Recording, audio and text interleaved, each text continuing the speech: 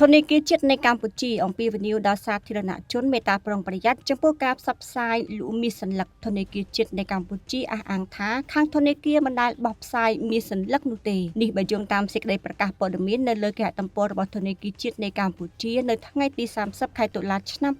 2025ក្រោយមាសសន្លឹកត្រូវបានចរាចរនៅលើទីផ្សារនិងបណ្ដាញសង្គមគួរកត់សម្គាល់ដោយក្តីបារម្ភខ្លាចពលរដ្ឋកម្ពុជាពុំបានដឹងធ្លាក់ចូលទៅក្នុងអន្ទាក់ជនមានល្បិចបោកប្រាស់ខ្លែងបន្លំដែលយកឈ្មោះធនធានជាតិទៅសំអាងដូច្នេះនៅថ្ងៃទី30ខែតុលាតាមរយៈលិខិតប្រកាសក៏ដូចជាការអំពាវនាវដល់សាធារណជនមេត្តាបង្កើនការប្រុងប្រយ័ត្នចំពោះការផ្សព្វផ្សាយលក់មាសសន្លឹកដែលថាចេញដោយធនធានជាតិតាមរយៈសេចក្តីប្រកាសព័ត៌មានធនធានជាតិនៃកម្ពុជាបញ្ជាក់ដូចនេះថានាពេលថ្មីនេះមានការផ្សព្វផ្សាយនៅតាមបណ្ដាញសង្គម Facebook អំពីវត្តមានមាសសន្លឹកដែលមាននិមិត្តសញ្ញា logo របស់ធនធានជាតិនៃកម្ពុជានិងមានភ្ជាប់ការអត្ថាធិប្បាយថាជាមាសដែលចេញពីធនធានខ្មែរពិតៗដូច្នេះធនធានជាតិនៃកម្ពុជាបានធ្វើការប្រកាសជូនសាធារណជននិងបញ្ជាក់ថាធនធានជាតិនៃកម្ពុជាមិនដែលបោះផ្សាយមាសនោះទេហើយការប្រើប្រាស់និមិត្តសញ្ញានិងឈ្មោះរបស់ធនធានជាតិនៃកម្ពុជាដោយមិនមានការអនុញ្ញាតគឺជាទង្វើខុសច្បាប់ដូច្នេះរាល់ការទិញលក់ផលិតផលធ្វើពីមាសនិងលោហៈធាតុមានតម្លៃគឺជាការទទួលខុសត្រូវផ្ទាល់របស់អ្នកធ្វើប្រតិបត្តិការទិញនិងលក់តែប៉ុណ្ណោះ